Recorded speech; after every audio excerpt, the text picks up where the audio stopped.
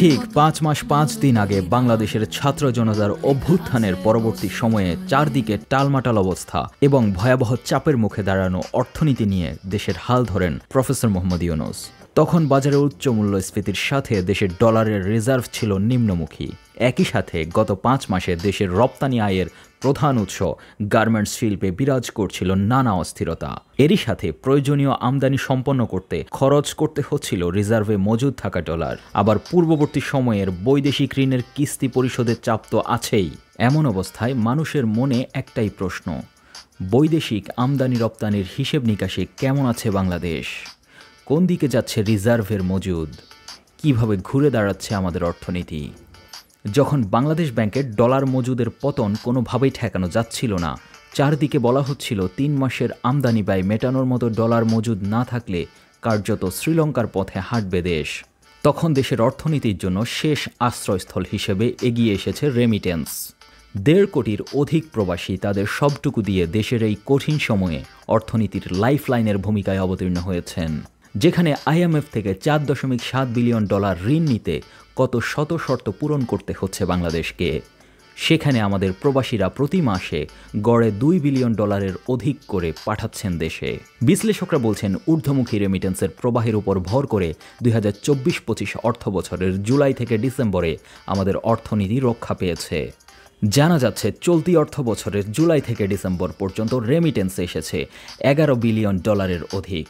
গত বছরের এই ৫ মাসে রেমিটেন্স এসেছিল ৮ বিলিয়ন ডলারের কিছু বেশি। অর্থাৎ এই ৫ মাসে রেমিটেন্স প্রবৃদ্ধি হয়েছে ৩.১ বিলিয়ন ডলার। এছাড়া এই রেমিটেন্সের উপর ভর করেই আন্তর্জাতিক বাণিজ্যের গুরুত্বপূর্ণ সূচক চলতি হিসাব বা কারেন্ট অ্যাকাউন্টে বাংলাদেশের ঘাটতি কমেছে ৯৪%।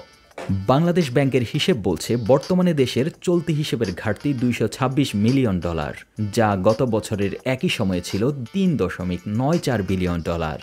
এদিকে দেখা যাচ্ছে গত বছরের ৩১ জুলাই রিজার্ভের পরিমাণ ছিল ২০.৪৮ বিলিয়ন ডলার, আর বাংলাদেশ ব্যাংকের ২৮ ডিসেম্বরের হিসেব বলছে দেশের বৈদেশিক মুদ্রার রিজার্ভ বেড়ে ২৬.০৯ বিলিয়ন ডলারে দাঁড়িয়েছে। এছাড়া IMF এর গণনা পদ্ধতি BPM-6 অনুসারে রিজার্ভ এখন ২১.৩৩ বিলিয়ন ডলার। সর্বশেষ হিসেব অনুসারে রেমিটেন্স প্রবাহ ও রপ্তানিতে ভালো প্রবৃদ্ধি থাকায় চলতি অর্থবছরের জুলাই থেকে ডিসেম্বর সময়ে দেশের বৈদেশিক লেনদেনের ভারসাম্য তথা ব্যালেন্স অফ পেমেন্টের ঘাটতি পূর্বের বছরের তুলনায় ৪৯.৫% কমে এসেছে। কেন্দ্রীয় ব্যাংকের তথ্য বলছে ২০২৪-২৫ অর্থ বছরের প্রথম ৫ মাসে আমদানি রপ্তানি সার্বিক ঘাটতি বা BOP কমে দাঁড়িয়েছে ২.৪৭ বিলিয়ন ডলারে। মেঘনা গ্রুপ অফ ইন্ডাস্ট্রিজ, বাংলাদেশের অগ্রযাত্রায়, মানুষের আস্থায়। বিশ্লেষকরা বলছেন এই ইতিবাচক অর্জনে প্রধান ভূমিকা পালন করেছে রপ্তানি ও রেমিটেন্স। বিশেষ করে রেমিটেন্স বৈদেশিক ঋণে কম প্রবৃদ্ধি থাকার পরও ঘাটতি কমেছে, যা অর্থনীতির জন্য একটা ভালো দিক বলে মন্তব্য করছেন অনেক বিশ্লেষক। এছাড়া সার্বিক বাণিজ্য ঘাটতি ২০% কমেছে বলে বিভিন্ন বিশ্লেষণে উঠে এসেছে। চলতি অর্থ বছরের জুলাই থেকে নভেম্বরের শেষ পর্যন্ত বাণিজ্য ঘাটতি দাঁড়িয়েছে ৭.৮৮ বিলিয়ন ডলার, যা গত অর্থ বছরের একই সময়ে ছিল ৯.৮৬ বিলিয়ন ডলার। এছাড়া এই ৫ মাসে দেশের রপ্তানি প্রবৃদ্ধি হয়েছে ১০.১%, আর আমদানি কমেছে ১.২%।